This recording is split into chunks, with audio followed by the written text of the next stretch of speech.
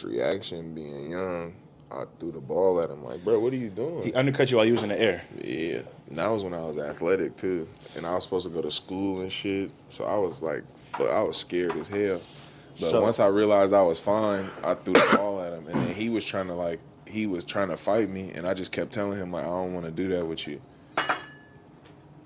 And he told on you. Nah, what's the dude that used to work at the front, the Latin dude? He came in the gym. Not Rob, he was cool. It was the other one, like who was always at the front desk. He bald? Nah, he had like I don't even know how to explain it. I could ask Lewis. Lewis to know what his name was. So in 2017, I was hooping, and Ed was guarding me, and man, what's the story? He was guarding me, and he fouled me, and I didn't call foul. And then another play, I came down, I was in the air, and he hit me while I was in the air. Yeah. And I was like, bro, was that a foul? Because he argued the first call, and he was like, yep, that was a foul. I was like, so bro, you fouled me while I was in the air, like, you know how dangerous that is. And he was like, yep. So then we was running back, he's running ahead of me, and I tripped him.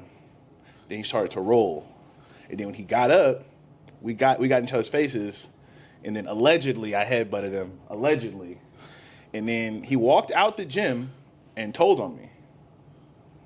Nah, in my situation, he didn't tell. It's the same guy, though. It's the same guy. Yeah. It's the same guy. And I'll say this. At that point in time, I for sure was not calm at all. Like, I know myself. I was young and stupid, bro. This was like my MO back then. But that, in play, like, if we were at like Sunset or Upper Noe or something, that would be my reaction. Yes. But at the YMCA, I'm not about to do that here because I understand the environment I'm in. Yeah. But I think that day, bro, he was like, kind of like you said, he was pushing it. Like, he kept doing like stuff like that. Yeah. And allegedly, kind of like in your situation, I did swing at him. Yeah. That's what was said. I don't remember that. My thing is, if you're gonna stand on business. But don't go tell. He walked out and told on me. Did they ban you? Well, I was staff there, so it was. They didn't ban me. They called the police. They called the police on me too. And me, Lewis, Dylan was like, bro, let's go. I'm like, bro, I'm not going nowhere. Yeah. Because if I leave, they could put a warrant on me for something. Yeah. I'm not going nowhere. I'm going to wait till the police come. I didn't do nothing wrong. Yeah. He charged me. Yeah. I defended myself. And that's after you just fouled me. And then I showed, like, when the police came, I was like, look at my arms. Yeah. Does it look like I was the aggressor in this situation?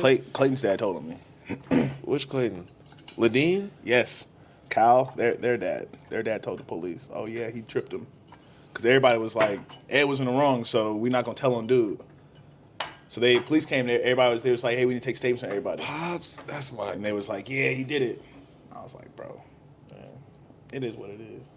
What? When the police... But I mean, nothing. I mean, he was like, listen, we're going to write you a citation, something like that. It didn't even. It kind of just disappeared. It went away. Oh yeah. But that dude is he's weird though. Ed was weird. He was a weird guy. It was only like a couple people from there that weren't African American that I liked. Yes. Yeah. It was I forgot the old white dude. He was kind of fat. He like lived out the way. Sean, the Asian dude. Yeah. I used to see him after that. It was like a couple people I liked. The run was good, but it wasn't our space though. No. It wasn't our space. Not at all. I don't even know how I ended up going. I do Lewis Park. Lewis brought me there. You remember Lewis? That sounds familiar. It was me. He would come to Sunset, and then one day we were like, Sunset was closing for some reason, and me and Dylan, of course, wanted to hoop. And then the first time we went, we took the bus over there. Like, what? I forgot what bus that was. The 43 went over there. Yes, right? Yes. We took the 43, and then Lewis ended up driving us back. Then after that, Lewis is around our age. He older. Lewis is like 2-3 years older than me. Okay. Yeah. That sounds familiar. Yeah. If you ask your brother, he for sure remember Lewis. He was there every day. I think he still go there. Yeah, I'm not surprised. Yeah. There's actually they've actually been able to cultivate a very strong high school community there. For real? Like younger people come A lot of my former players go there, like damn near all of them. That's for sure. Because they'll come back to Urban, and I've been coaching at Urban since 2016. Mm-hmm. And then they'll be like, oh, I'm finna get on the 43 and go. Go hoop at main post. I ain't gonna lie, that gym was cool. Yeah. Only bad thing was I didn't like playing in the leagues. I never did well in the leagues. I would kill it at pickup. But think about it is, so we would kill them at pickup, and then they would go like move to the other side. Facts. So then our side would kind of fizzle out. Then we'll go over there, and they'll switch back. That's like what would happen at They erase your name on a whiteboard. I never had that happen. Bruh, they would. Samson, you know Bobo. You know Bobo. So me, Samson, Bobo, we'll always pull up. They would erase our name on the board. They'll stack their team because it's 5. Mm-hmm. And then they'll write down all 5 names. Yeah, come on now. So somebody will show up early and then write down everybody's name. Exactly. Then they be walking in the gym, no stretch, no nothing, exactly. Get straight on the court. Exactly. And so I do remember that. That board was bull. Yes, exactly. I'm surprised that system worked as long as it did. It's not a terrible system, but it's just like we have grown men who are wealthy acting like children. Talk about it. Most of the men that went there all was at least made 100,000 a year. Bob Meyer used to play there when I was like towards the end of my time there. Like I played against Bob a few times. And he could still go. He could still go. What was it was the old dude Henry. You remember Henry? Henry, yep. Henry, and then he had his daughter and his son. Yeah. Henry asked me to play in a league, and at the time, I won't say a name, but a friend of mine dated his daughter. No. So then it's me, my friend, and then we go play, and it was co-ed, so Izzy was playing too. So we started playing. It's cool. And then I just started peeping. Henry wasn't giving my friend the ball at all. And I know this person, so I know he getting hot. Yeah. So then I was just they all thinking oh yeah, we have Keith, we're gonna win. I was like, man, hell no, I'm about to give Alex the ball every time you throw this motherfucker. Every time, Alex, I want to say he probably had 30 something. That's funny. He was cooking, but he was hot that whole game. Then after that, we never went back. At least not to play in the league. Yeah.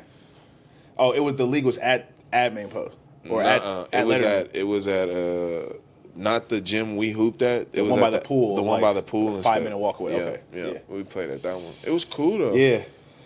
All right, let me fix lighting real quick. That's crazy. I knew that dude was gonna end up getting into it with somebody. Yeah. Matter of fact, Lewis was there the night that you got into it with him because he told me about that. Yeah.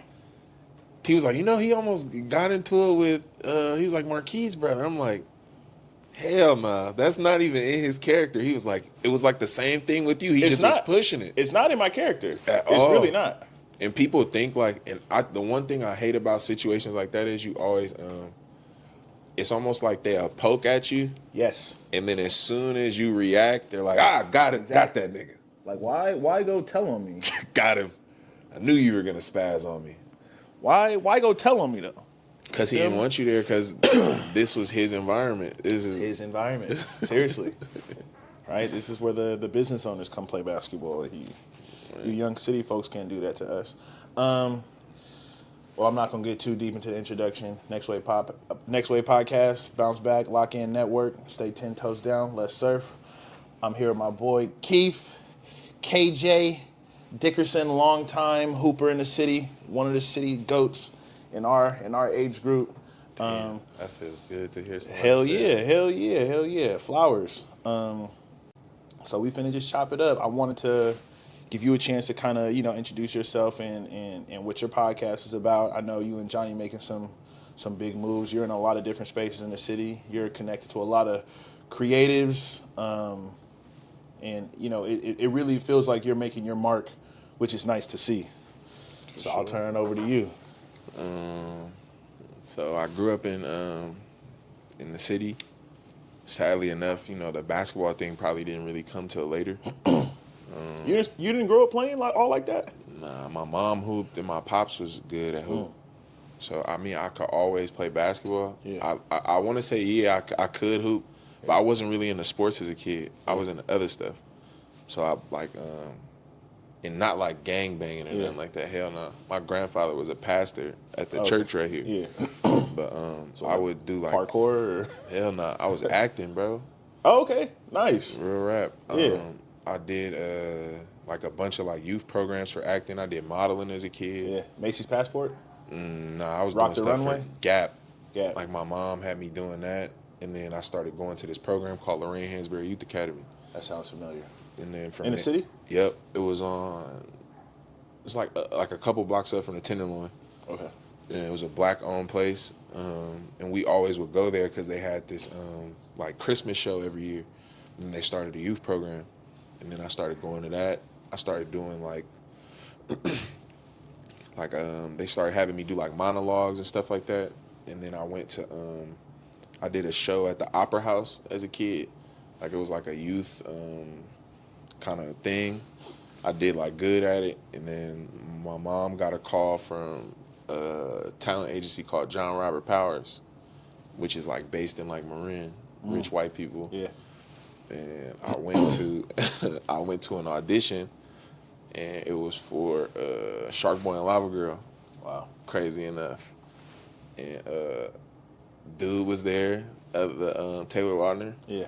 And then they from that day, like they told my mom like, oh yeah, we really like him. He's really funny. He's a good. He would be a great actor, but they wanted $5,000 like type shit from my mom, and my mom wasn't going for that. Yeah. So then after that, I just continued going to Lorraine Hansberry Youth Academy until it ended, and then I still wasn't hooping. Like I would play like in the summer, like that would be when I played basketball. Yeah.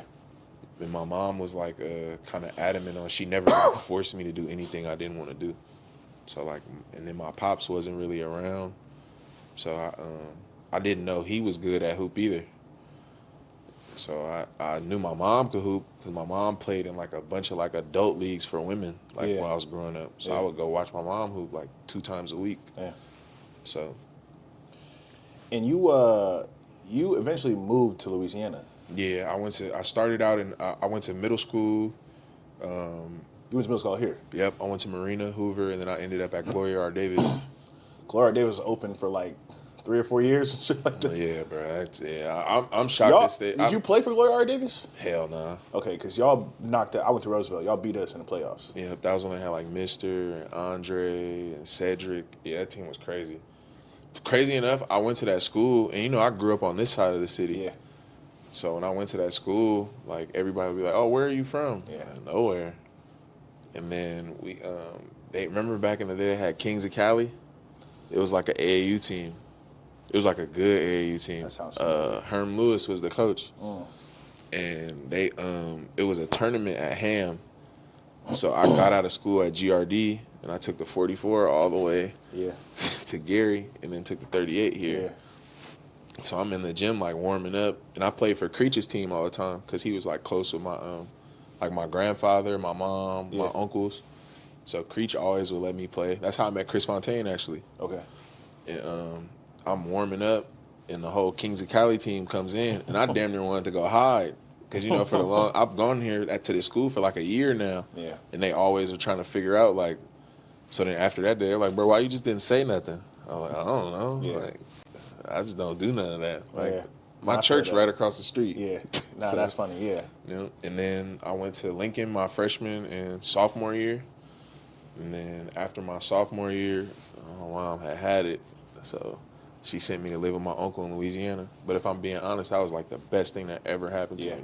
It's nice to see it work out. Yeah, for sure. People get sent away and it doesn't really work out. It's nice to see like that tough love end up, doing something good. Tough love is an understatement. Like when my mom,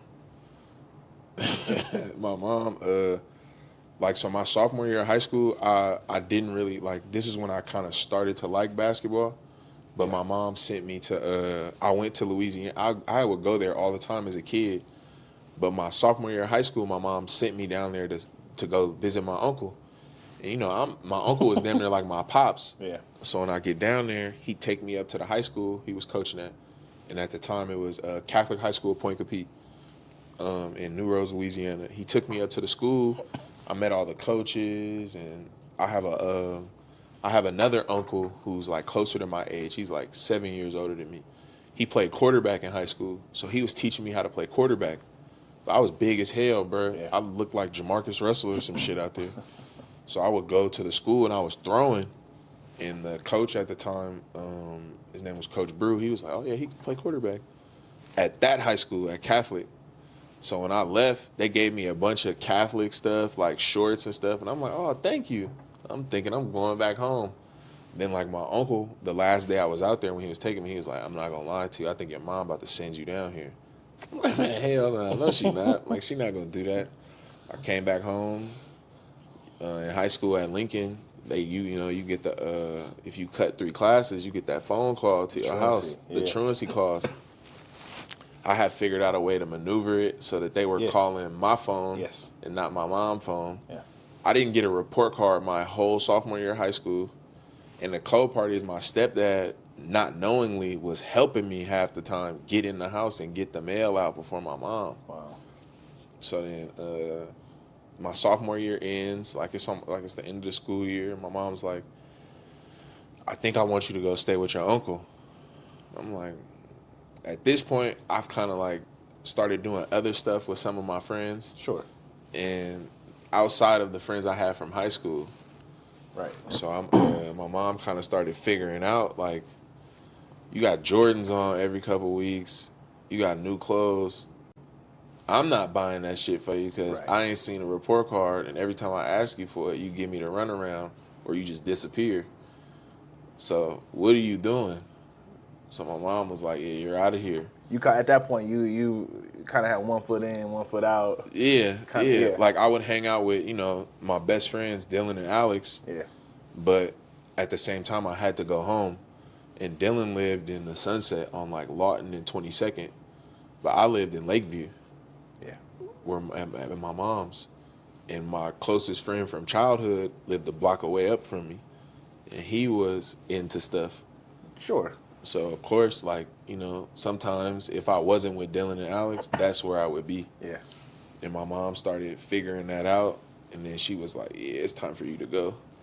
And then right before I left, I had to go get my your transcript. And yeah, bro. So I go pick up my transcript, and mind you, I'm not. I guess like I don't know how stupid I had to be. I'm not thinking like oh yeah, my mom's just gonna give this to. I'm gonna put this in my bag, and you know what I'm saying. I'm gonna put this in my backpack, and I'm gonna give this to my uncle when I get down there. I'm not thinking my mom about to look at it. How bad was it? Man, bro. 0.5. Shit, no. Lower. 0.3. Lower. 0.17. 0.17. It was down there. But you had. Oh my God. I had nothing. But I wasn't going to school. Like I literally, my mom worked for the San Francisco Housing Authority for a long time, and my mom was like the director of Section 8 for San Francisco. So my mom would be working 9-10-hour days. Like she not work like and then on top of that, she's not getting the calls from the school no more. So it's not like she think I'm not going to school. My mom, I would leave before. "All right, mom, love you. Have a good day." How did mom eventually see the transcript? We got back to the house from me going to get it, and then she asked me for it. And in my house, like when you came in the door, it was like our living room was like huge. Then you go like it's like a hallway and a bathroom. So I'm in the hallway. I'm like damn near almost to my room. And my mom, she's like, I just hear my mom only called me. She only called me by my first name when she was mad, and I heard her say Keith. So I already knew it was what time it was. But I knew to keep my distance from my mom because my mom kind of quick. Super. And she a big lady. My mom 5'11", So she said something. I was like, "Huh?" She was like, "What's this?" And I forgot that I didn't just bring the transcript with me. Man, that lady threw them papers up in the air, and I made the mistake of looking up, and she closed the distance quick and slapped the hell out of me, bro. And she had just bought me like stuff to take to Louisiana. Yeah. She returned all that shit. She took all of it back. And like, I bullshit you not, 3 days later, like I couldn't leave the house, go hoop, kick it with Dylan and them, nothing. And 3 days later, I was on a plane in Louisiana. Wow. Yeah. You were hooping out there, right? No. When I got down there, my uncle, he was a football coach. He was a strength and conditioning coach. So I was playing football. You were playing padded football for the last 2 years of high school. Yep. I did not know that about you. Yep. I did What not. position? I played left tackle, and then I was supposed to. And the sad part is that when I moved down there, my uncle was a D-line coach. So then he would have me playing D-line like for the first like 6 months I was down there. I was playing defensive line, bro, and I was getting my ass whooped every day, getting pancaked. Like my jersey would be filthy, Yeah. like getting messed over every day. And then the head coach, mind you, he was the same coach from the first high. I went to. I was supposed to go to Catholic, but then I ended up going to a public school called Livonia, which basically in the so in Louisiana it's not a county, it's a parish. Yeah. So the parish had Catholic High School, Point Capee, False River. No black people went there at all. Catholic, only like a few black kids went there. But before I went down there, Catholic was the best high school. And then there was Point Capee Central, which was the all black school. Like, but then when my coach went to Livonia, he took All the talent. from every high school though. Damn. Central, like there were still some people that stayed at Central, but if you were good at football, you left and you came to Livonia. So when I went down there, like I said, I was getting my ass kicked every day. And then one day he was like, I know you have quick feet because you play quarterback, but you're not going to play quarterback here. Like this was like my first couple days down there. I'm like, why? And then we go out on the football field and we had an 8th grader, bruh. He was in the 8th grade. I bullshit you not. Disgusting. Like, and he played varsity. So I'm like, oh yeah, I'm not. And he was fat. He was like Lamar Jackson before Lamar Jackson. So I'm like, oh yeah, nah, it's over with. I'm like, yeah, I'm just try the D-line thing. That'd be cool. No. Then one day he, before practice started, he was like, maybe you should try and play off O-line. I'm like, man, well, if I can't do this, what make you think? And I bullshit you not. I told me and my uncle are like that's like my pops, but we also like best friends. Like we talk about everything. And at the time, I like told him, I was like, bro, I'm tired of losing in one-on-ones every day. Like if this the case, I'm not about to play football. I'll just wait till basketball season. And he like, man, if you quit now, you're gonna quit at everything in your life. And it's like a saying, like right now, I like kind of live by is, in most cases, people are scared to be great. So you will let your fear like consume you.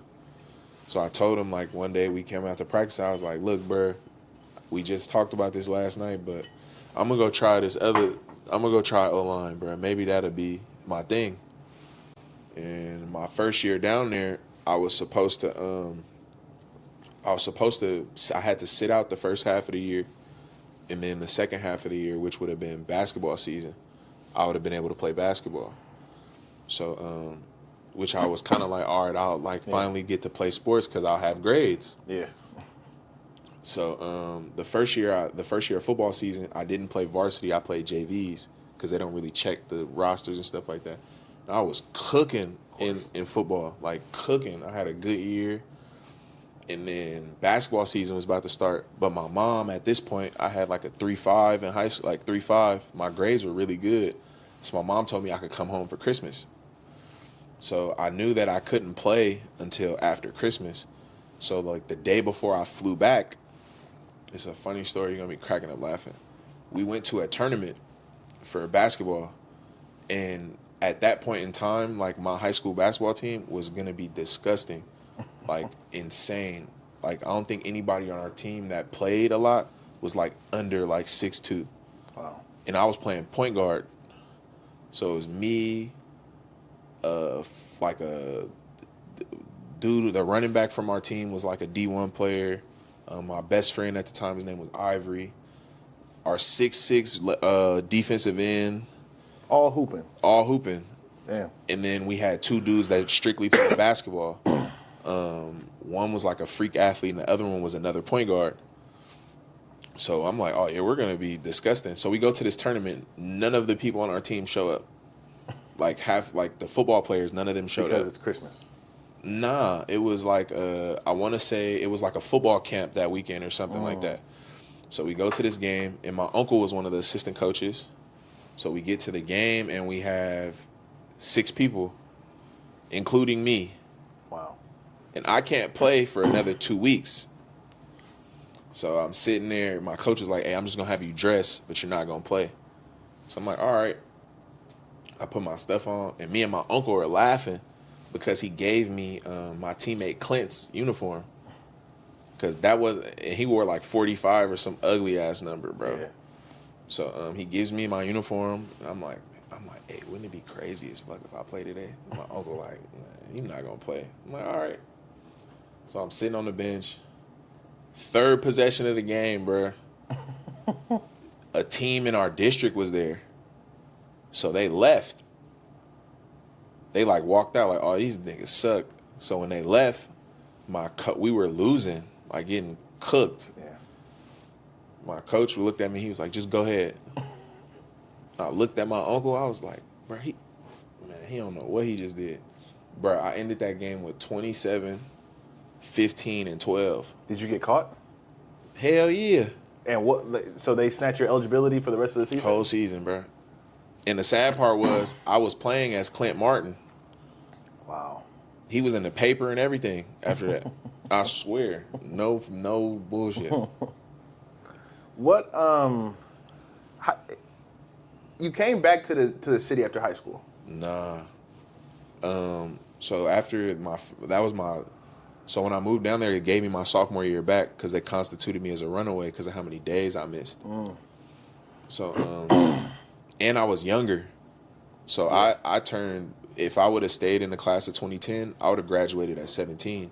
Yeah. So they were like, did you get skipped or something at some point? I'm like, no, my birthday's just late. Yeah. So then they gave me my year back. So that year that I did that was my sophomore year. Then my junior year, I played the whole football season. I want to say I didn't give up no sacks. I ended up being all state, all district, all parish. Wow. I know this about you. Yeah. And then a situation happened during the year with like some family stuff, and my mom brought me back home.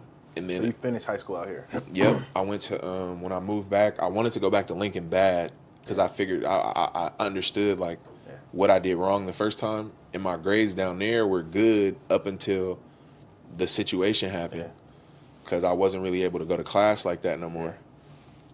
So then I came back home. I wanted to go back to Lincoln, but my mom said no, like it's out. So she ended up finding a program for me called Gateway to College at the time. It was at City. Yeah. And you took college classes for high school credit. So I got my diploma from that program. Yeah. And I did that till I ended up still graduating in 2011. And then you've always, the hoop dream was just festering at that point, still just calling your name. Because I know you ended up playing Kenyatta. But that was, I graduated high school at 18. I didn't go back to Kenyatta until I was 23. So it was It's not that crazy. I mean, I graduated high school at 18. I didn't go back to school until I was 26.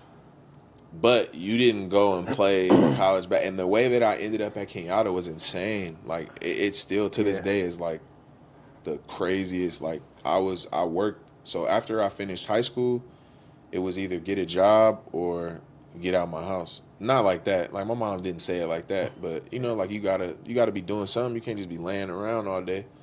So I would still go to City. But I started working at, my first job, like, real job, was at KFC with Nas. Right there on Bayshore. On Geneva. Yeah, Nas called me one day, and we went like hooping one day, and I told Nas, like, man, my mom told me if I don't get a job in the next couple of days, bro, like, it's gonna be bad. He was like, I'll just come work at KFC. Yeah. So then I started working there. Then I got a job at Lids. Then from Lids, I like worked at Foot Locker for like 2 years. Yeah. And then one of my friends told me about the app Indeed. And I went on Indeed, and it was a company called Eat24, which was like, it was under Yelp. Yeah. So I applied for that job, and I ended up getting that job. But I still wanted to work at Foot Locker, of course, being young and dumb, because I wanted to keep my discount. Yeah. So I worked at Yelp, at the Yelp building. Yeah. And then I worked there for a year and a half, 2 years. And when I graduated from high school, I was probably like 205, 210, 215. Yeah. By this point, I'm like 350, bro. Like, I'm huge. Because I was also going to ask you, I remember you having like a huge weight loss. That was right before Kenyatta. Or that was when that was when I came back from Louisiana, because I was about to try and play at City, and then some stuff happened. Coach Justin and Coach Adam weren't really feeling it. But you weren't 300 plus at Kenyatta though. Yes, I was my freshman year. Are you serious? Yeah, when I'm working at Yelp, and one of my friends, he was there, I guess. He posted something about a co-ed league. So I messaged him on Instagram hella fast, like, "Ooh, bro, I want to play."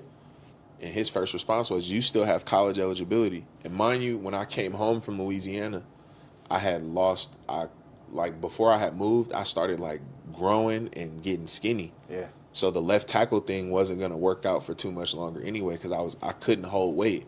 Yeah.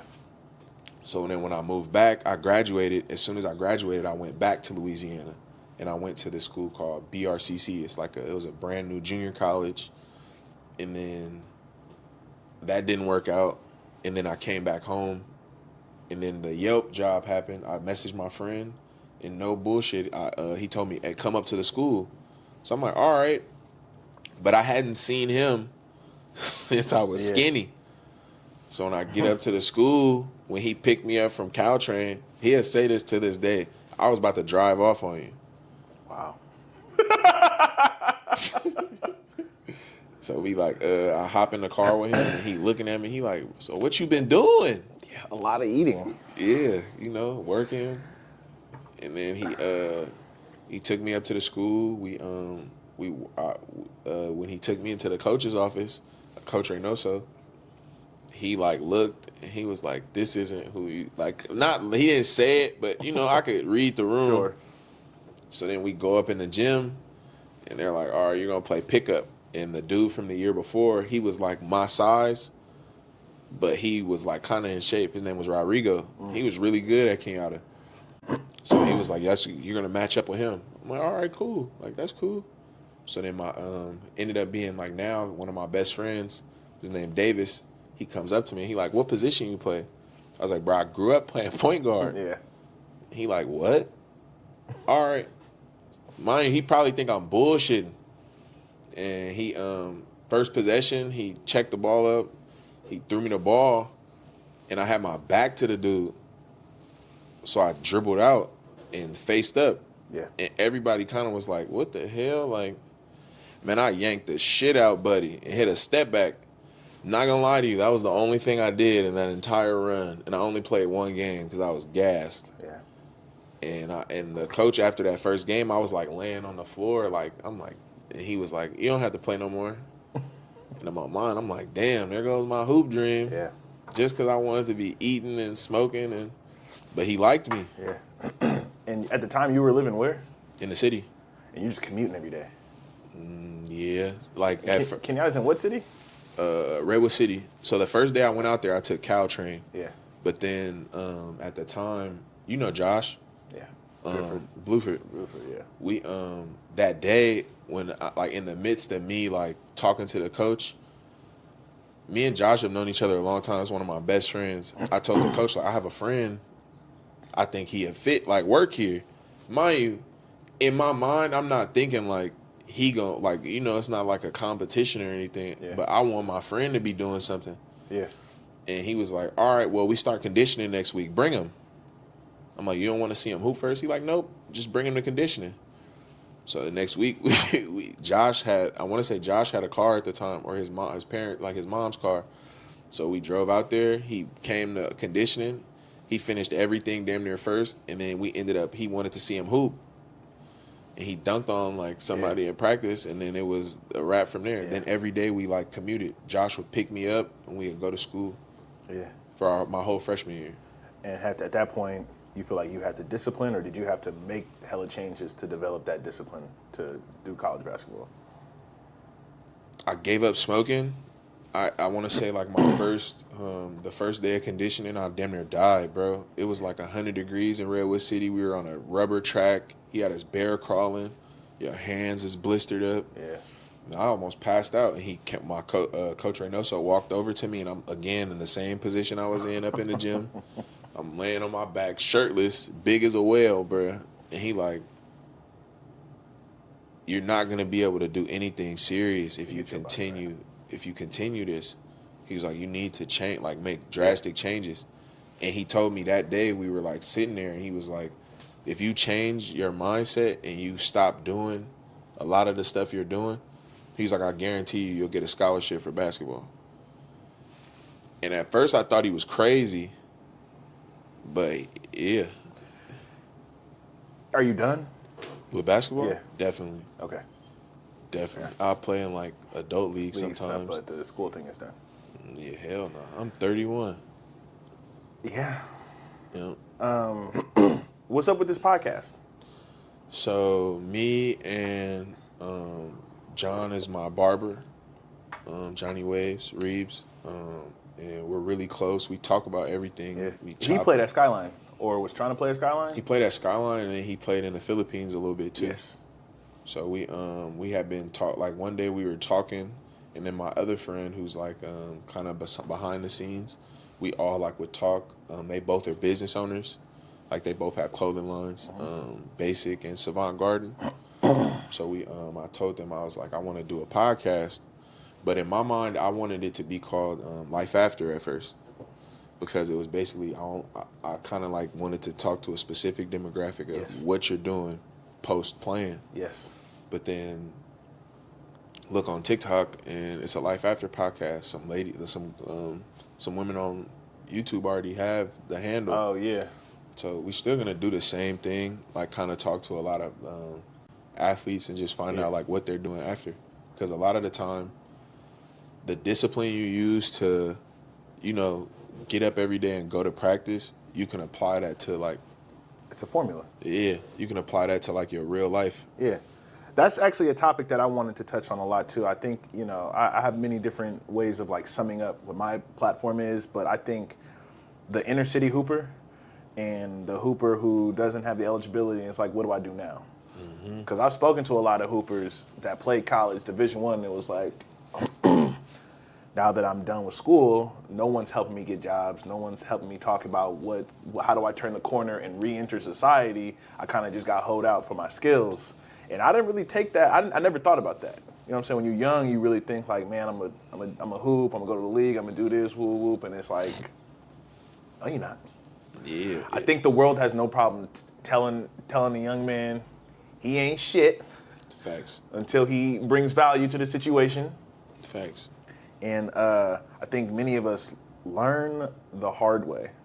I think that level of delusion kind of matches a level of delusion that people have in the dating market, which is another competency that I am very passionate about. Anyone who knows me, I'm always talking about the dating market. I'm always debating people on Instagram, always debate my friends group. I seen you. Yes. I like that. Yes. I liked what you said. This is a men's space. In case y'all didn't know, this is a young men's empowerment space. And like, I'm a young men's advocate, and unapologetically.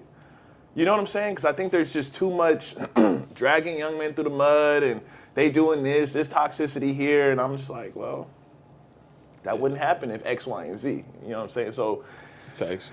I also think that it does play a part in a lot of like, young men don't have a lot of guidance at this Yes. point.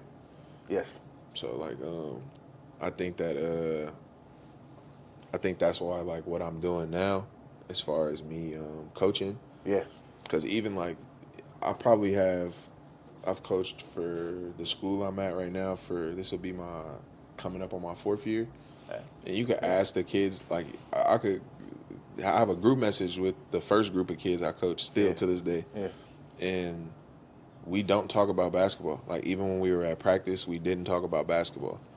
Like I probably did them a disservice. But we did like skills and stuff, but I'm not about to teach you guys a bunch of plays that you aren't going to remember. Yeah. Because y'all going to go home, play Warzone, or do whatever. But I was teaching them a lot of life skills. Life. Yes. Because at the school that they go to is at Father Sauer, which is SI's middle school. Yeah. And it's a very good program. My boss, Jamal Ball, he's the athletic director, Big Maul. And a lot of the kids from the school are from the inner city. Yep. They go pick up these kids from their homes. Yeah, one of my neighbors goes there. Yep. And so like one thing that I try my best to make them understand is SI is a great school. Like no, there's nothing wrong with the school. It's a great school, but at the same time, they're trying to integrate a lot of African American inner city kids, Yeah. and that can be in the best words you could possibly put. That could be a culture shock for some kids. What are some of the the more profound instances of that culture shock that you've noticed? And can you relate to any of that? Yeah, for sure. My whole childhood, like I went to George Peabody Elementary School, that is on 6th Avenue in between Clement and California. So you can imagine, I was the only black kid for the first 5 years of my elementary school life. Granted, my kindergarten and first grade teacher was the same lady, and she went to high school with my mom, so she kind of taught me how to act, because I was a bad kid, bro. So she kind of taught me, how to fit in. But at the same rate, every summer, I was going to Ham for summer camp. Yeah. So I had to, I think being a kid, I learned how to code switch early. I was just going to say, the word that comes to mind is code switch. Yeah. And I think a lot of people, how do you feel about code switch? I'm not going to lie to you, I do it. So I feel that as long as it doesn't compromise your character, okay, it's okay. Yeah. But I have seen, don't get me wrong, I have seen some over the top, and especially coaching in CYO. In CYO, I understand code switching, but there's a specific ref, and I despise this man. And every time he refs, he picks on my kids. Wow. Black man. Slickback? Nope. Okay, not Slickback. Okay, because I'm beefing with Slickback. Some people know Slickback. Shout out Slickback. Shout out to Urban Blues. So this man, again, and I have said some things to this man. The one instance I'm speaking of. So every time he would, mind you, this was the first team I coached. So I coached them in 7th and in 8th grade. We would be beating the hell out of these teams. But I had 2 kids on my team that were very good. They both played freshmen this year. One played at SH, one played at SI. And, the rest of the kids on my team all gradually got better. Like one of my little cousins played on my team. They all gradually got better just because at practice we would work on skills. Like that was it. I'm not teaching y'all plays. We're ripping through just like that. So when we get in the games, I only had them working on stuff in practice that you're going to do in the game. You spotting up, you're posting up, this what you doing, and then we play 1-3 run as far up as possible with the CYO rules. So this one ref, every time he refed our games, we be up 30, bro. 30. My kids would be sad. Like, sad. And I'd be like, bro, I'm tired of this. So one day I asked him, I was like, and this probably was the wrong way for me to go about it, but I asked him, I was like, they think you're a nigga too, right? Wow.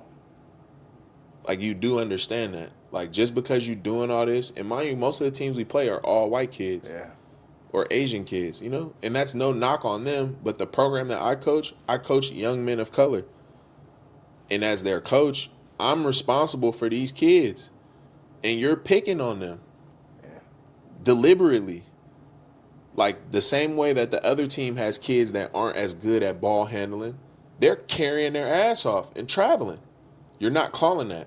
But I have a kid on my team one of the kids on my team, bro, literally came up to me and was like, yeah, coach, I think I'm going to quit. I was like, why? He's like, cuz I'm here. Like, you know what I'm saying? Like, I just come here every day. Yeah. And, I'm taking up a spot. And in CYO, the rules are you have to play everybody. Yeah. So he wanted to quit. So Father Sour, we have a tournament that we host in Christmas time every year. And all the CYO teams and some of the, lower level AAU teams, some of them are really good. They come and play in the tournament.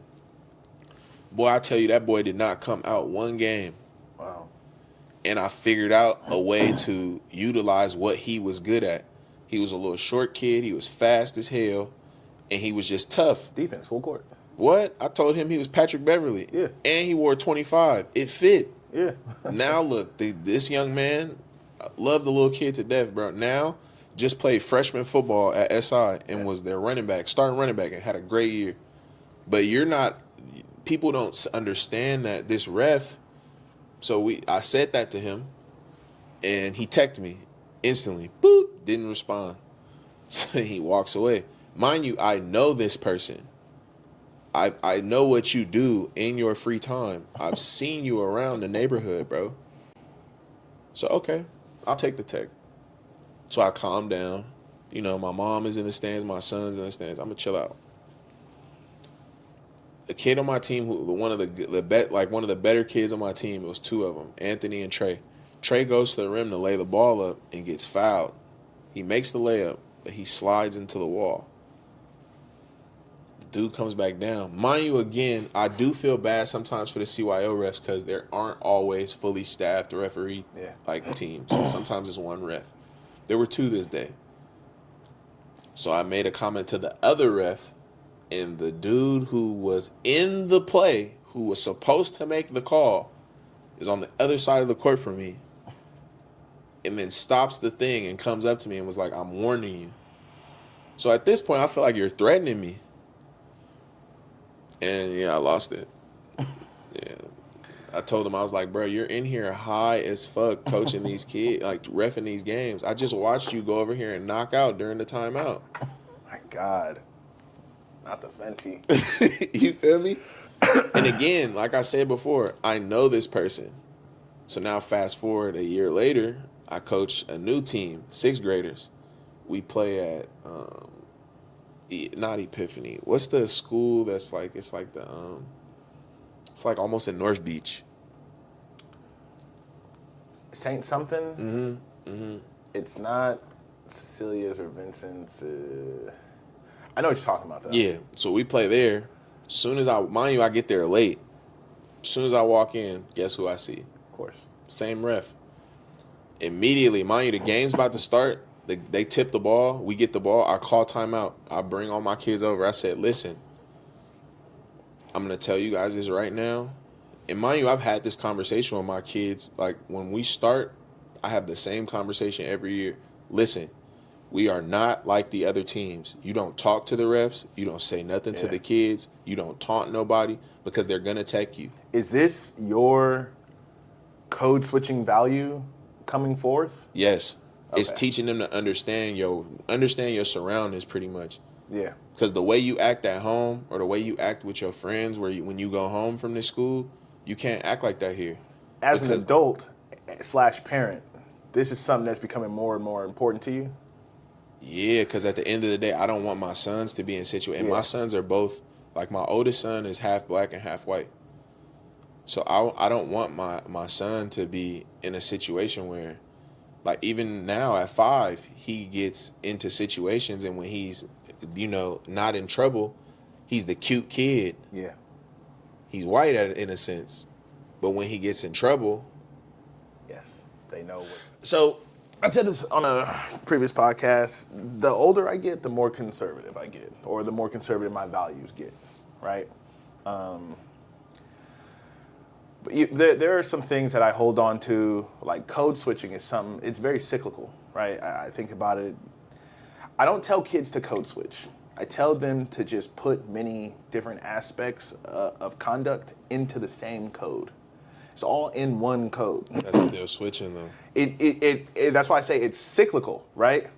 One person I think about, though, is, I don't know if you know Gunna Goes Global. Yeah. So, brilliant guy. Yes. Has a very compelling story. Mm-hmm. When you talk to him, he will still speak in Ebonics. Facts. But when you listen to his content of what he's saying, he's making sense. He's making business moves. He's focused on mental health, right? He also, he has kids that he worries about and wants to do well, just like every other parent.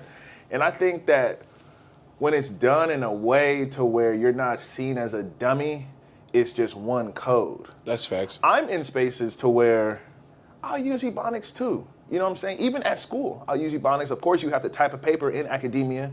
But when I'm doing projects and group collaborations, I'm regular old Tarquin. You know what I'm saying? I'm not trying to switch shit up. And then, another thing I'm thinking about is that all the network I'm doing within this podcast, too, I approach people as me. And I don't want to do the whole code switching type thing. Although, like I said, it's very cyclical. You are kind of switching it up, but I think when you add it to the same code, you have that mindset. It may look the same. In functionality, it's the same, and I think in theory, it isn't. And I think when you switch your mindset around it, because I don't want to be two different people. Yeah, so that is one thing I do have to. I'm not two different people. No matter where I am, I'm still Keith. Yeah. But I think like for me, it's I think when I really learned that code switching was like not really a thing, and I did was when I started like getting recruited for college, and it wasn't in a sense of like me understand. Like at the end of the day, 9 times out of 10, bro, the people that run a business or run these places are all white. And again, I can't be the person I am. Like the only time I would say that I'm different is when I play basketball. Yeah. That person and the person I am off the court are totally different. Playing basketball, I am mean, disrespectful. I don't care who you are. I don't give two shits about any of that. But when I'm not playing basketball, I'm the same person at all times. Yeah. I just know where I can be a nigga at the end of the day, for lack of a better word, and where I'm, and it's not. I would say it's more so of what's your comfortability where you at. Are you comfortable enough to be who you were raised to be? And the sad part is my mother wasn't, in any way, shape, or form, hood or anything like that. My mom raised me to be an upstanding young man, but at the end of the day, we have friends. Yeah. We go to summer camps, we do all this stuff, so we learn different stuff. But at the same time, I understand that. Like right now, I work for the San Francisco Housing Authority as an inspector. I can talk as normal as I want to at work. Yeah. But when I worked at Yelp, you had to tighten up. I had to tighten up. And it's not necessarily me switching the code or switching who I am. It's just me understanding my surroundings. And I think that's the best thing that, I'm teaching these kids is, because, come on, man, if you go to SI, let me put this in perspective for you. White kid and a black kid, right? So the kids from Father Sour, their education when they go to SI is free. The white kid that goes to SI, his parents are paying $100,000 for him to go to school, right? Couple, some big money. Yeah. They both can make the same mistake, hit someone, truancy, whatever it may be. Who you think's getting kicked out? The kid that's here for free? No matter how good you are at sports, how many people from our age group do we know that started at SI, or wherever, and ended up back at public schools? Yeah. And how did their stories turn out? Yeah. That's what the platform is about. That's facts. So it's not me. I'm not teaching these kids. I'm teaching them something that, like in our age group, in my opinion, the best basketball player ever from San Francisco, Stephen Powell, by far. As a freshman, he led at Stewart Hall at State and was averaging like 30-something, bro. Got kicked out. Ended up at Lincoln. Never played one game at Lincoln. Not one. Went there for 2 to 3 years. Never played a game. Just couldn't get it. Couldn't get together. Nothing. Passes away shortly after. Loses his life. Gun violence. I've seen how these stories go. It doesn't always, and at the end of the day, I know his father, like his dad, is someone I'm around. His dad is the coolest dude in the world. Still to this day plays in leagues. Upward 50. I want to be like that. Yeah. But looking at his father and looking at, some of the things that, word around, what people say. Yeah. They don't, add up. But I think that at the end of the day, there's a lot of, like you asked me about living in Louisiana. The biggest difference between there and here is that there's a community and there's structure for these kids. Out here? No. Out there? Yes. Me personally, I do not want to raise my children in that area. Just finna say that. I told my wife I don't know if I want to raise my kids in San Francisco. No, not at all. I don't know if I want my kids to be a part of the SFUSD. It's where the proximity to the potential dangers it's just too close. And I don't know if I want to be the private school parent. I don't know if I want to put up tens of thousands of dollars for my kids' education. It's just not in my values, no matter how much money I'm making. But you also have to think at this point in the Bay Area, especially in San Francisco, these private schools want to help parents like us, Yes. people like us, especially we come from different backgrounds. Then on top of that, come on, man, you think you're going to be, your child is really going to be outside doing stuff? I know my sons are not at all. Yes. I agree with providing that structure for sure. And I'm telling you, like, and that's why I said when I lived here in high school, I wasn't going to school. Yeah. When I lived down there, it was no option. Like, not because I had to. There was nothing to do. Yeah. But, like, that was where I could go and it'd be normal with school. You could hop on the M and go downtown and, you know what I'm saying? Like, that's what we did the last week of school every year. Go to the beach, then hop on the 38 and go downtown. I'm not going, like, we had an off-campus lunch at Lincoln. That's a trap. Yeah. Why am I coming back here? Yeah. For 2 more classes in the afternoon? Seriously. Are you crazy? Seriously. I'm going home. And best, that's where it started. At best, I'm going home. Yeah. Or in my case, I'm just going down the hill to Sunset to hoop. Yeah. Then I'm going to go back home. Yeah. Before it gets dark because I don't want to, you know? But that's and that's the biggest difference between down there and here. It's like, granted, from the town that I lived in, people don't leave. Yeah. Like everything is the same. It's like the same story. Yeah. You go to high school, you'll be a star athlete, you end up working at the plant. Wow. What do you tell the young aspiring athletes that want to be street niggas? What do you like? How do you attack that? Leave that shit alone. It's not worth it, bro. It's not. Granted, I've never been like that type of person. Yeah. Like, but I have friends. Like I said, one of my best friends I grew up with lost his life in front of the house we stayed in. He lived a block away from me. Lost his life in front of my aunt's house, like right there. It's not worth it. It's not. You're either gonna end up dead or in jail. Yeah. And a lot of the times, and that's like a topic we have to talk about because I coached at a junior college, right? And recruiting is difficult because in my idea, I'm a pretty good recruiter just because I can relate to the kids a lot more than, you know, if a head coach is white. So I can relate to these kids a little bit better. Sure. I can talk to them about what music they like, Yep. you know, actually get to know these kids. So in most of these situations, these coaches recruit kids not knowing their backgrounds.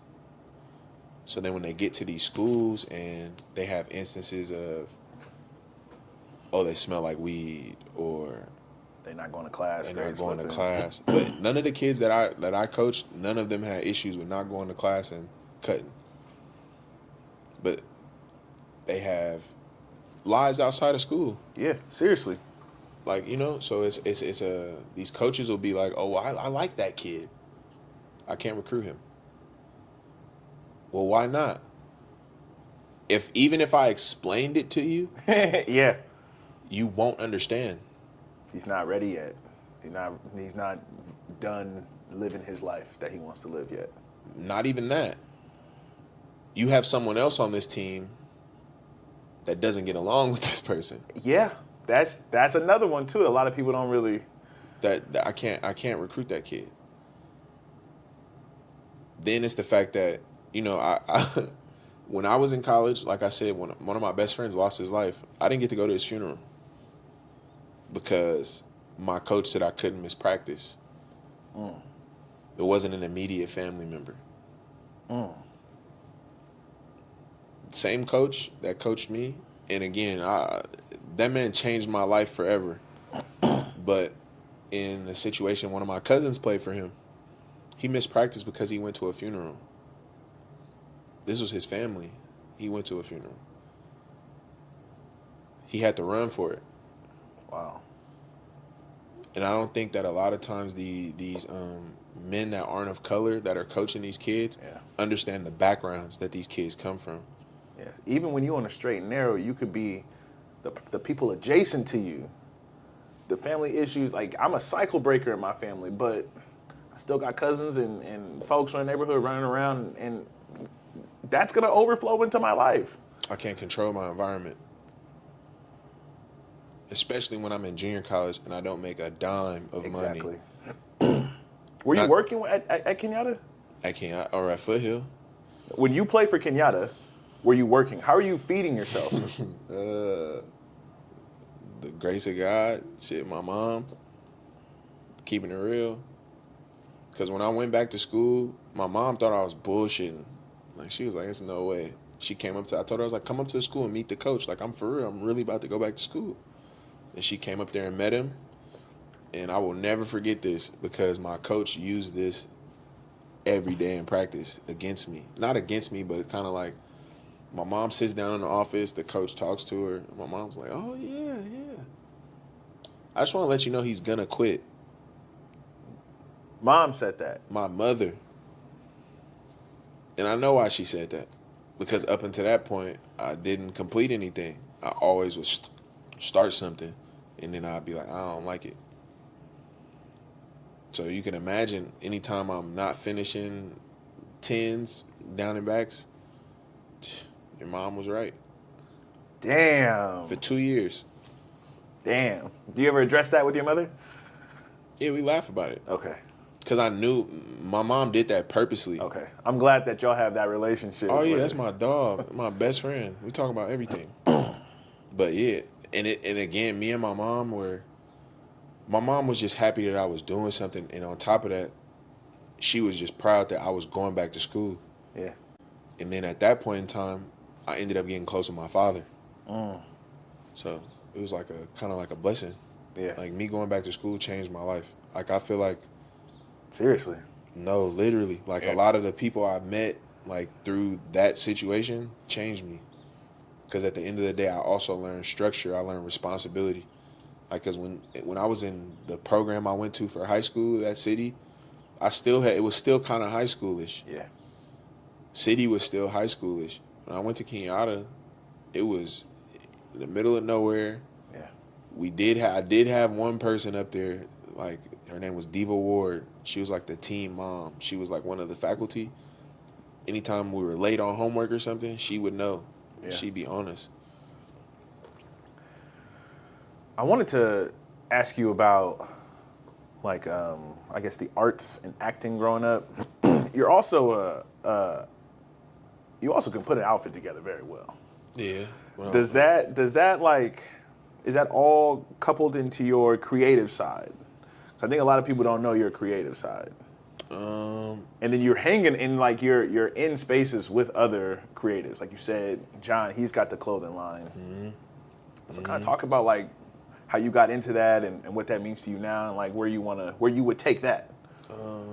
So as a kid, like, our parents weren't rich. Yeah. Like, we probably would think like our parents had money, but money would be tight. Yeah.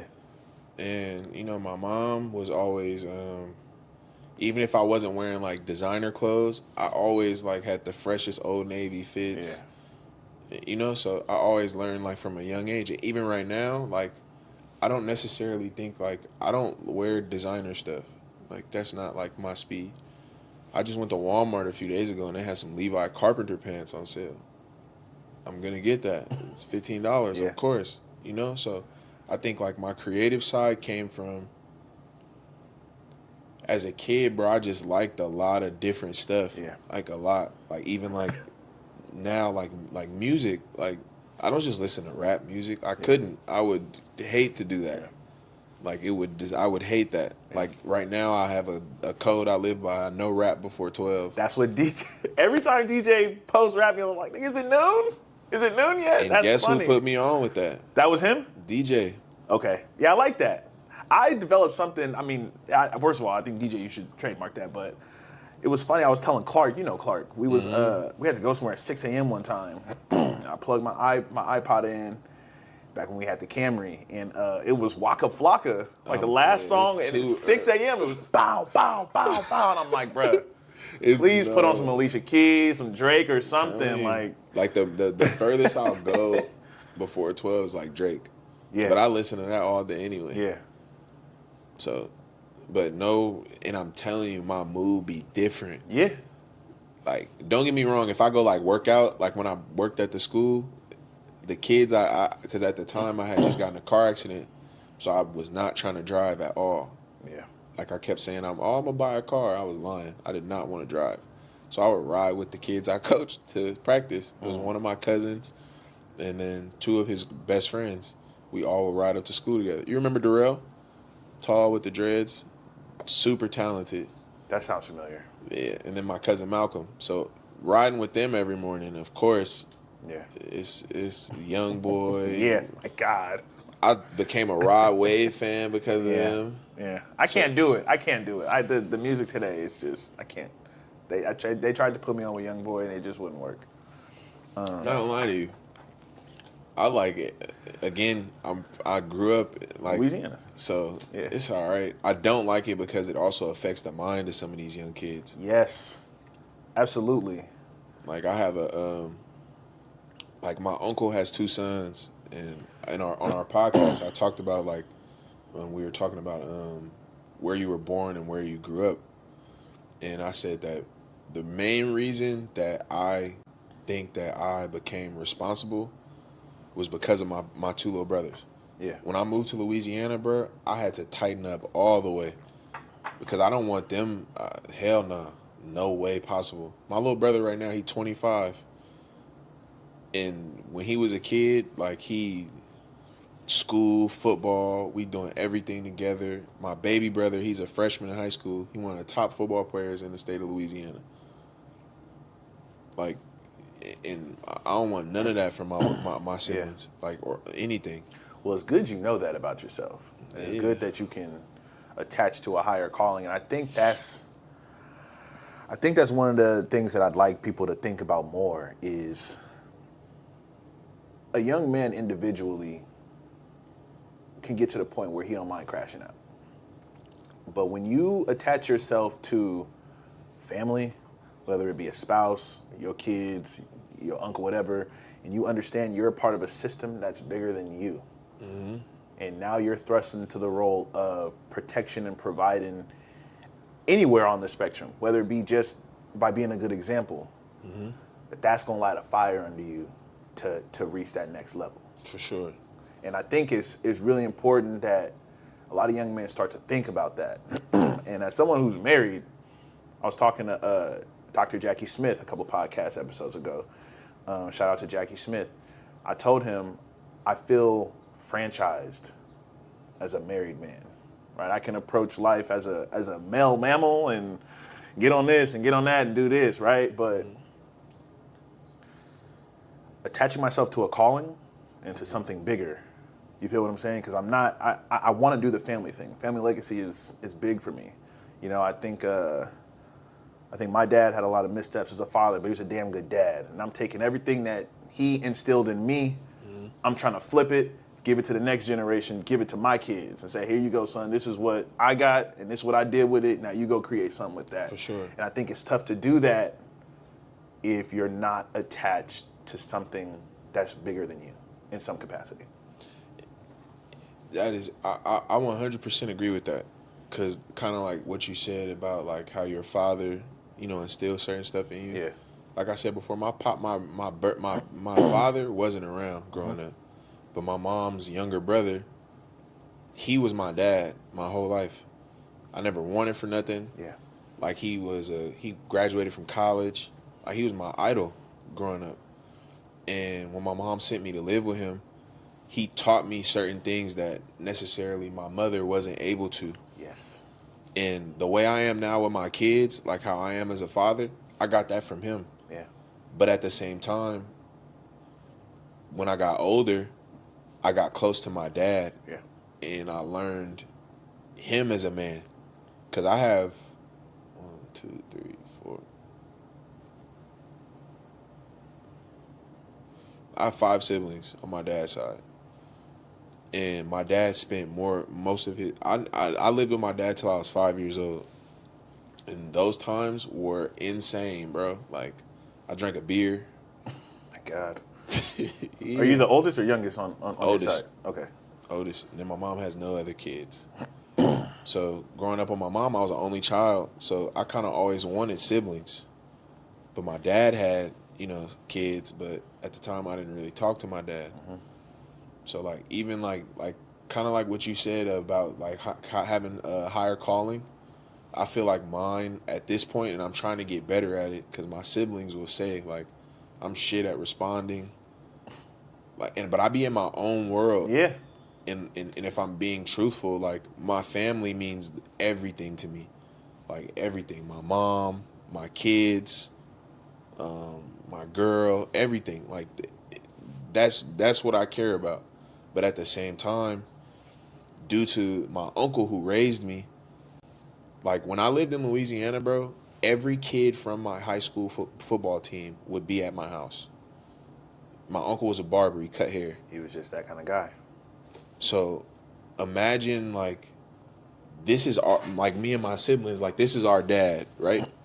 But 6 or 7 of my teammates come over every day to eat. But we don't care. That's cool. Come over. Then I want to be that same person. So that's why I do look out for, kids that I coach. And, you know what I'm saying? Because at the end of the day, I understand what you're going through. Some of these kids, their parents are, trying to make ends meet. Yeah. And a lot of the time, they struggle to do that.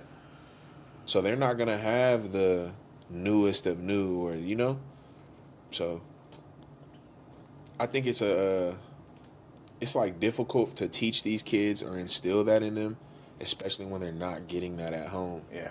And that's no knock on any parent, because at the end of the day, they're trying to provide a life for these children. But at the same time, something else that's not really talked about is a lot of the times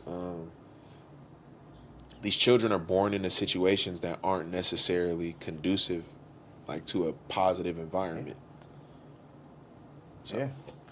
And, one thing I wanted to comment on, one thing you said earlier is your mom sent you to Louisiana because she felt like her brother was better suited to get you to turn that corner from adolescent to adulthood.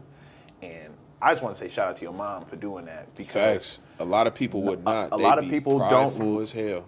Or one, they don't know to do that. They don't know that I can't give him what he needs. And then 2, the pride steps in. And I was in class one time. It was a sociology class. And one of the prompts was, can women raise men to be responsible men better than men? Because it was all about this debate about like who should kids go to, who should the boys go to, the father or the mother. And it was a lot of feelings, and then it was a lot of like data and statistics, and it was a really heated conversation. And that's another thing that Gunna Goes Global, he said too. At one point he mentioned is child abuse happens, like sexual abuse happens far less in father-led households. And so it took my idea of protecting and providing to a whole nother level. Yeah, because at the end of the day, like, I seen something on social media, like, this morning, like, doing my normal morning routine. Like, I'm looking on, and I want to say the guy was, like, talking about, I just seen it. It was basically along the same lines that you were talking about abuse. Oh, no. It was about a red flag a guy had about dating women, and it was him meeting their child too early. Yeah. Yeah. And again, that's something that, I thought about, because I do have sons. And, this is me personally, I'm a firm believer. There's no man that's going to raise my children. Yeah. At all. Like my mom didn't have kids, again, because she didn't want me to have to see, another man raising a child. You know what I'm saying? That was my mom. This is a conversation me and my mom had. You know what I'm saying? So no man is going to raise my children. God forbid something happened to me. Yeah. But no, because at the end of the day, I think that the reason why that may be something that happens a lot in those households is because a lot of the time, you don't know the people. A lot of times we don't know these people that we're getting involved with. Yeah. Yeah, and I think in the dating market, if you can appeal to that desirability, Oh, you're golden. paying bills, having the aesthetic, having the demeanor, sure, come on in. And this is your space. My space is your space. Facts. And I don't think the what's the word I'm looking for? The hypervigilance is there. Nah, because again, and this is no knock on, but I'm lucky I had my mother, strong black woman, took care of me, gave me everything I wanted, and worked to get what she wanted. But in to society, and we see this a lot on social media, especially, is these women latch on to someone to get where they want to go after they have a child with someone else. We might need a part two. We might need a part two on a whole different topic. Yeah, because I feel like that's you see that a lot, especially like being an athlete. That was always like a fear, like like you don't know who you. And I could imagine, like, I have friends that play professional sports or, friends that rap or do whatever. Yeah. And most of them have girlfriends. So they're out of that mix. Yeah. And that would be me. I don't want to be in that space. Yeah. I'm cool. Yeah. I want to stay away from that. That's why I don't date crazy enough, I don't date in my area. I have once. You're in a relationship now. Yes. How'd you guys meet? She hooped. My girl was nice. She actually played at University of Alaska Anchorage. Oh wow. Yep. She was a 4-year. I want to say she started all 4 years up into her senior year. She went through the COVID thing. And then I met her because my trainer when I was in college, Cuffter Fale. Yes, my guy. I got to get him on the pod too. Fale posted her at one point. I was like, "Who is that?" Yeah. Okay. And then it was a family friend. It was like he knew her family very well, so he told me no, she was off limits. That's funny. And then I went on. Time passed on, and COVID happened, and then I was living in Vegas for a little bit, and then when I moved back, we followed each other on social media. Hooping in Vegas, or just living out there?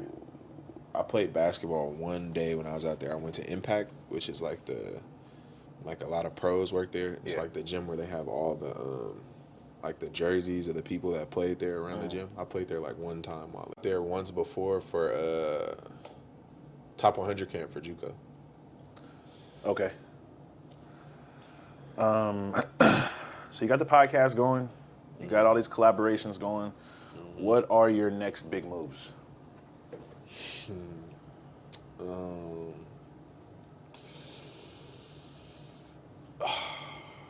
Crazy enough, I really want to open a food truck. Okay. Yeah. Yeah.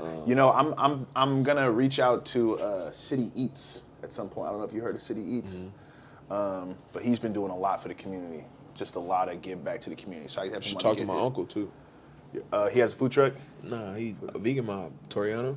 So I'm about to DM him. Yeah, I'll tell him. I'll tell him for sure. I want to pull up to 4 and 5 day tomorrow, but I'm working. Yeah, that's one thing. Like me, I do not do stuff like I do not. As much as I'm normal, my actions are of a hood dude. I don't like public places. Yeah, I don't like that. Yeah.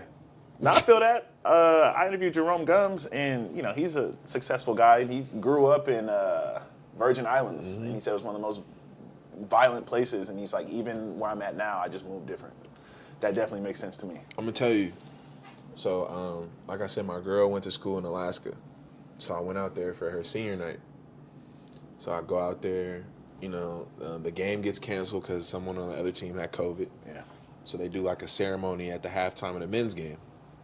Game ends. Her and some of her teammates want to go out. Me personally, I don't like clubs. I'm big as hell. I don't like being bumped into. I don't like being touched. All right, cool. We start drinking, go to a bar. One of her teammates, she's also from the city. So we're like in the club, It's cool. Me, I'm posted on a wall. I can see the entrance and I can see everybody that's in here. Yeah. And I can see the other exit. That's me. That's how I am. Yes. Her teammate comes up and goes, Oh, fuck. Keep going. I'm listening. her teammate goes, man, why you so uptight? Like, have fun. We're in Alaska. Like, what? Like, I get we from the city, but we in Alaska. Like, ain't nothing about to happen in here.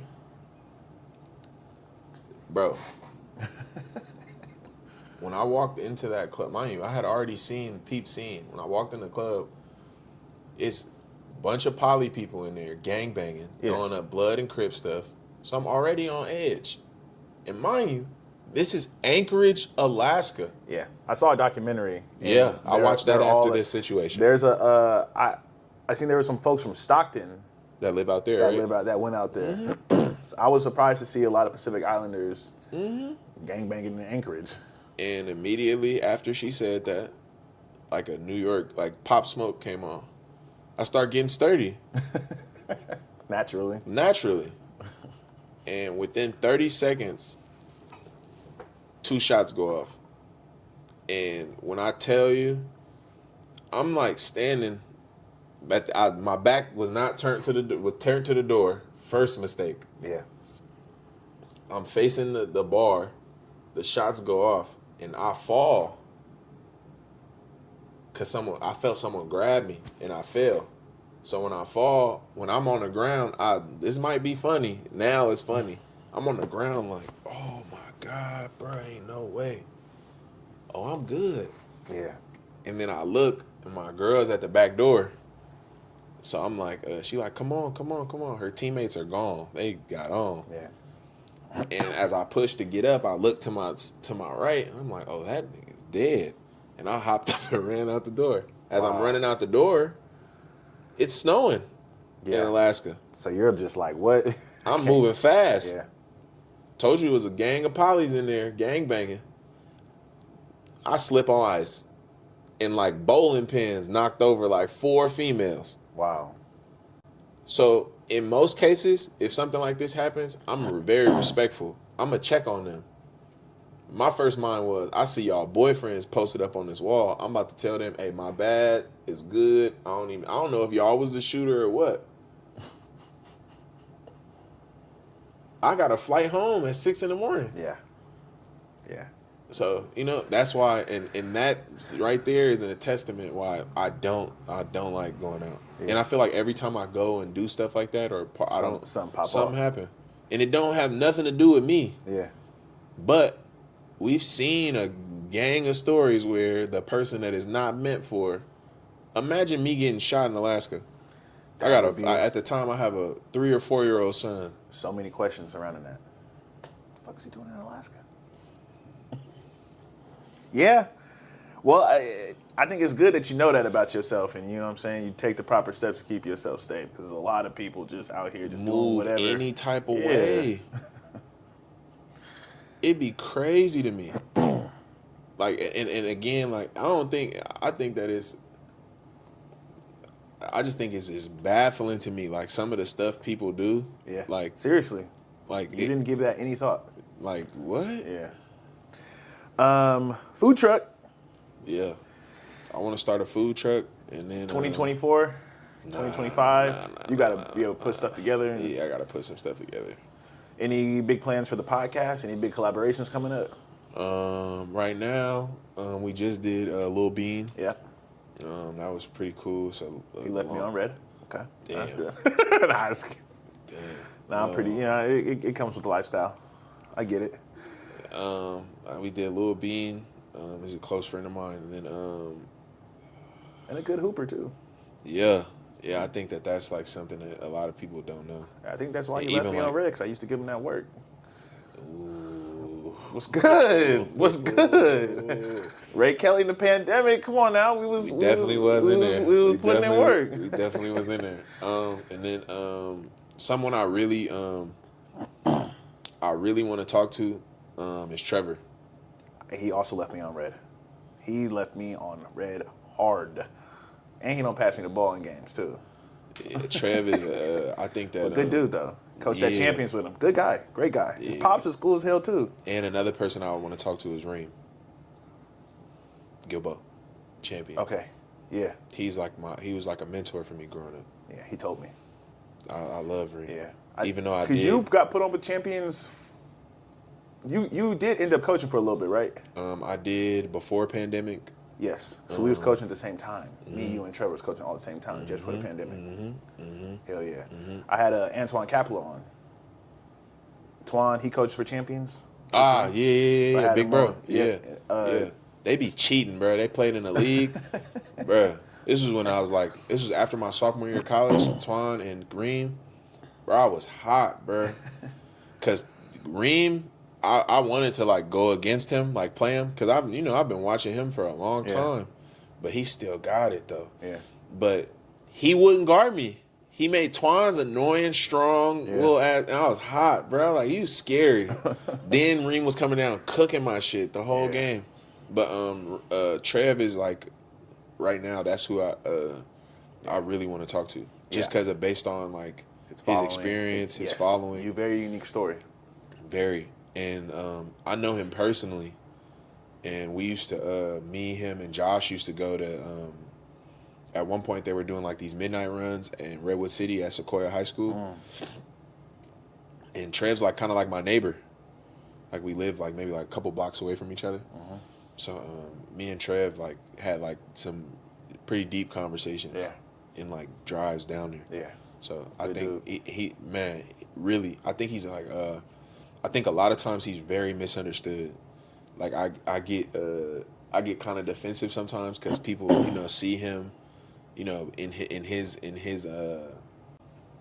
I guess his ambiance and how he interacts with people and what he does on Instagram.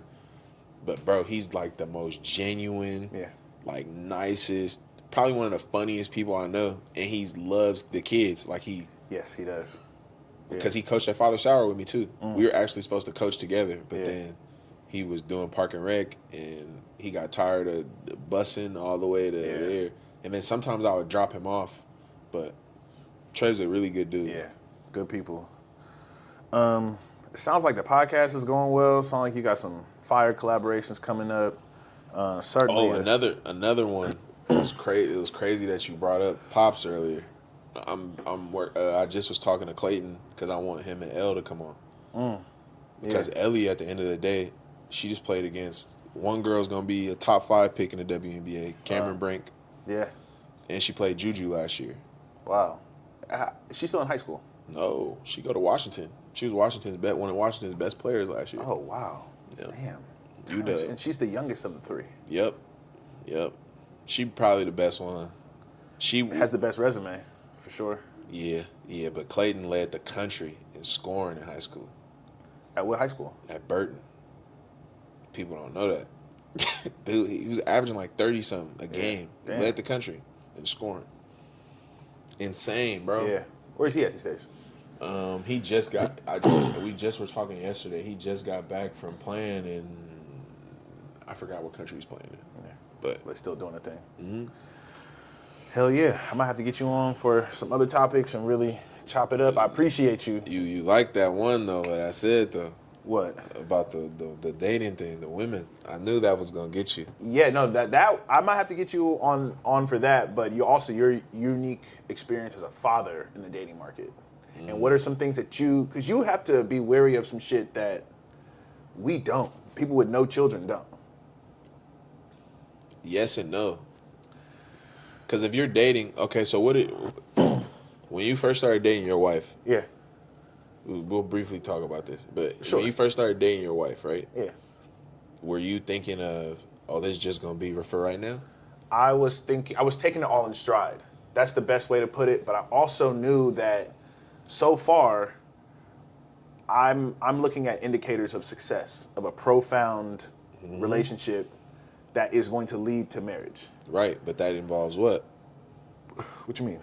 If you're going to marry someone, you probably want to what? Also have kids. Right. Okay, but what I'm thinking about is I'm not doing the marriage thing twice. I actually didn't want to get married until I wanted to have kids.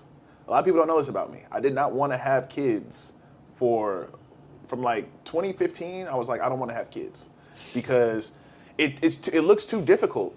It looks too hard.